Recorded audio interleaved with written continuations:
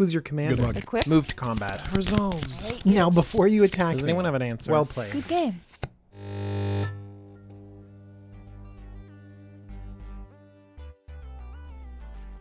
This is Jumbo Commander, and today I have Super Budget Commander Staples. And the reason why is because Commander can get really expensive. I just released a series of videos that talk about the reserve list, and I capped my reserve list budget at under $25 a card. That's actually an insane price for a piece of cardboard. And there's no reason to go out there and spend a lot of money if you're just out having fun. Now, some people are going to be really excited about getting that elite reserved list card, even if it costs more than $25. But that's not everyone. We're actually going for super budget, not under $25, but under 25 cents. I want to go over some of the best cards for Commander, staples, all under 25 cents. Let's get to it. We have an effect that white is actually really good at, and that's board wipes. But this is a special board wipe. Tragic Arrogance is 3 white for a sorcery, and for each player you choose from among the permanents that player controls an artifact, a creature, an enchantment, and a planeswalker. Then each player sacrifices all other non-land permanents he or she controls. Many players see it as a downside that you can't wipe away everything, but let's talk about some of the upsides. This hits artifacts, creatures, enchantments, and planeswalkers. That's a lot of different categories for only 5 mana. Also, this lets you select each one that's going to stick around. This means that you can politically position your opponents and wheel and deal with the resources you're leaving them with. You also get to leave yourself with your best resources, and that can be even more powerful. Imagine you're playing a Sigarda Host of Herons deck where you're building up Voltron on a single creature, or you have a single creature that's really key to your strategy. Well, Tragic Arrogance will have a minimal impact on your board because you have so many resources devoted into single threats. But your opponents can be easily decimated as you choose the most inconsequential permanents they have and have them sacrifice the rest. I'd be remiss if I didn't mention Cataclysmic Gearhulk. It's a very cool imitation of Tragic Arrogance, and Cataclysmic Gearhulk coming in at $250 is pretty close to Tragic Arrogance, but it is a mythic, it's an artifact, it's got a creature body, so you can get some recursion going on, so it's a kind of a comparable effect, but at more than 10 times cheaper. Gosh, let's just run Tragic Arrogance. Let's move from board wipes to single target removal. Reality Shift is 1 in a blue, and it exiles target creature. Yes, its controller gets to manifest the top card of his or her library, but this is an exile effect in blue. Instant speed, 2 mana, amazing. This is comparable to cards like Rapid Hybridization and Pongify, where you get to destroy something, but you give them something in return. By the way, Pongify is $2.50. Reality Shift, 23 cents. Oh my gosh. And just think about the exile effects in other colors, like Swords to Plowshares or Path to Exile. Those are expensive cards. And blue very rarely has interaction with creatures, and then suddenly we have one of the best pieces of interaction? Yeah, we'll take it. This is just a great card, and the price makes it even better. I also want to mention Imprisoned in the Moon. This is another great answer that Blue's been given recently. Bident of Thathe is a legendary enchantment artifact, costing 2 blue, and whenever a creature you control deals combat damage to a player, you may draw a card. Oh, that's amazing. That's basically Coastal Piracy, except for Bident of Thathe costs 23 cents and Coastal Piracy costs $4. Bident of Thathe also has a whole nother effect. Creatures your opponents control attack this turn if able. That effect is not to be underestimated. This can open up a single opponent to attacks from 3 other players. This could also force your opponent to attack another opponent. Let's say you are difficult to attack into, you have a propaganda. Well, Bident of Thathe can sort of tap out your opponent's team with little risk to yourself. Man, Bident of Thathe goes really great when you have a lot of creatures on the battlefield. An Edric Spymaster of Tress deck always wants to draw double cards, and they can flood the board with tiny stupid creatures. But I think the most popular inclusion for Bident of Thassa has got to be the Locust God now. As you make more and more Locusts, you hit your opponent and then you double up with the Bident. Is a great card for inclusion in a lot of creature decks. The downside of Bident of Thassa is that if your creatures die, you can't draw any cards. The upside of Grim Harrowspecs is when your creatures die, you draw cards. I love this. It's 2 and a black for a 3/2. It's super low to the ground in terms of establishing a board presence. And whenever another non-token creature you control dies, draw a card. And this is great. This reminds me of another budget card with the same ability, Harvester of Souls. Except the difference is that Harvester costs 6 total mana. For the same effect, I know it's a 5/5 Death Touch, but really I don't need that body, I need the card draw. So that's why I'm going to go with Grim Harrowspecs every time. Grim Harrowspecs slots perfectly into decks where you're sending creatures to the graveyard. Marin of Clan Nel Thathe and Mezarek Kral Death Priest are perfect examples. Next up, I have to declare my love for a relatively rare mechanic, Extort. Pontiff of Blight is the Lord of Extort. It's 4 black for a 2/7 zombie cleric. The Pontiff has Extort, but it also grants Extort to every other creature you control. Let's take a closer look at Extort. It says whenever you cast a spell, you may pay a white or a black. If you do, each opponent loses 1 life and you gain that much life. Now that sounds like a minor effect, but trust me, this draining influence adds up a lot. And remember, it hits each opponent and you gain that much life. So in a multiplayer game, you can invest 1 extra mana in a spell, and suddenly you're gaining 3 life and draining 1 life from each of your 3 opponents.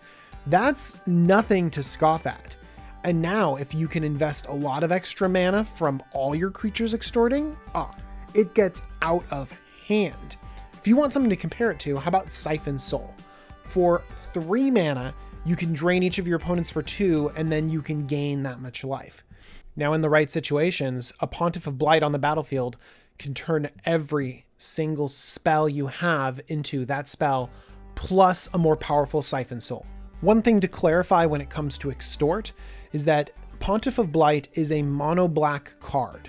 It does not have any white color identity. Now you might ask, but what about that white mana symbol in the text box? It is in a reminder text, not in the rules text. And there's a key difference between that. The rules text of Pontiff of Blight has the Extort, and it says, other creatures you control have Extort. The reminder text, which is supposed to explain the rules text, is in the parentheses. So in summary, the mana symbol in the Pontiff of Blight's text box is in the reminder text, not the rules text, so it does not influence the card's color identity. All right, that was boring. Let's jump to one of the most powerful cards on this list, and that is Skullwinder. Skullwinder, costing 19 cents, lets you get something back from your graveyard. That effect in mana cost reminds me of Eternal Witness, a $7 card. Now, many people point to Skullwinder and say there's a downside. And you're right, it's an appreciable downside. Let's read the text. When Skullwinder enters the battlefield, return target card from your graveyard to your hand. All great. Then choose an opponent. That player returns a card from his or her graveyard to his or her hand. Now, this can be used to an advantage. I often would prefer a Skullwinder over an Eternal Witness. I want to get a card back, but sometimes I need my opponent to help me out. This is a powerful political tool. If someone needs a board wipe or a counterspell or a removal spell, you can help them Skullwinder it back to use against another opponent. This could theoretically be a 3-for-1 card. You have a creature that's relevant. By the way, 1/3 Death Touch, way more relevant than a 2/1. The Death Touch is very powerful. Okay, so you have a creature that's a relevant body. You get a card back from your graveyard, exactly what you want. That's a relevant card. And then also, the card you're giving your opponent is oftentimes not used against you. It's used for your benefit. That is so a 3-for-1. And then the player thanks you for letting them use a spell against your own opponent. It's so good. Please go out and buy it. It's 19 cents. put it in your commander decks. You will thank me and you will have more fun playing it than Eternal Witness. Next, I have a personal favorite, Zealous Conscripts. 4 and a red for a 3/3 human warrior with haste, and when Zealous Conscripts enters the battlefield, gain control of target permanent until end of turn, untap that permanent and it gains haste until end of turn. So this is a pretty straightforward threat effect, except it isn't. Now, I'm just going to ignore the fact that Zealous Conscripts goes infinite with Kiki Jiki, but just the fact that Zealous Conscripts can steal an important creature of your opponent's and it's on a body, I mean, that's amazing. Imagine the threats your opponents could have. A Blightsteel Colossus. Yeah, I'm gonna send that right back at you. But there's no style in just stealing a creature. Let's take a closer look at Zealous Conscripts. It says, gain control of target permanent. You can take anything. Have you ever had the joy of stealing your opponent's Planeswalker and activating its ultimate for yourself? It is a supreme joy, trust me. It is so satisfying, and that's one reason why Zealous Conscripts earns a slot on this list. It's so great, and it's 14 cents. Rogue's Passage is next, coming in at 19 cents. Have you ever wanted to have your creature go unblocked? Have you ever owned a Master of Cruelties? Rogue's Passage is a disaster for your opponents because sometimes you can just look at the board and say, Rogue's Passage, I win the game. Yeah, it's super good. Next up, I have a small selection of multicolored cards. I'm not going to hit every single color combination, but I got to include Rackdose Charm. At 18 cents, this card is super flexible. Exile all cards from target player's graveyard. Have you ever played against a Marin deck? Yeah, I think you have. How about destroy target artifact? Have you ever played against a Brea deck? How about the last one? Each creature deals 1 damage to its controller. You might think that this is kind of like a throwaway mode. It's not. It's so good. Let's pretend your opponents are going ultimate with creatures, or they're just playing a stupid Risk the Redeem deck. Rackdose Charm can often just 10 someone, 20 someone, just kill the board out of nowhere. That's the flexibility we want out of a card. And for 18 cents, yeah, this is great. Next, there's another mechanic that I really like in Commander, and that's Will of the Council. Now, I know it's not a perfect mechanic, it's not ultimately powerful, but it's very fun. Magister of Ward reads 4 white-black for a 4/4 flying angel. And when it enters the battlefield, starting with you, each player votes. Okay. If one gets more votes, then each player returns each creature card from their graveyard to the battlefield. Okay. If the other gets more votes, then, or it's tied, destroy all creatures other than Magister of Ward. So it's either a weird living death, which coming in at $7 is definitely not budget, or a Descend Upon the Sinful. Same mana cost, a little bit easier to cast. Exiles all creatures, okay. But then you only get your angel if you've jumped through a few hoops. Then again, Will of the Council is quite a few hoops to jump through anyways, especially if you just want the board wiped. But I also really like that this is a creature. The recursive ability to just keep bringing back a board wipe over and over again is kind of interesting. And as a side note, the art on Magister of Ward is just awesome. Ancient Excavation. 2, blue-black. Draw cards equal to the number of cards in your hand, then discard a card for each card drawn this way. Basic land cycling 2. There are a lot of benefits to having basic land cycling on a card.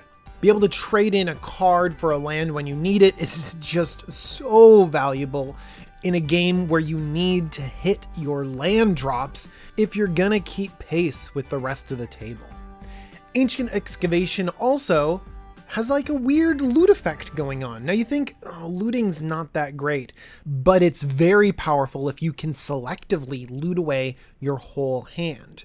Windfall is an effect that's pretty powerful, and granted, Windfall can get you card advantage, especially if your opponents have more cards than you, so Windfall's pretty good. But Windfall doesn't give you the selection that Ancient Excavation gives you. It also is a sorcery, and it also costs $1.75. Just imagine a deck where you want certain cards in your graveyard and certain cards in your hand.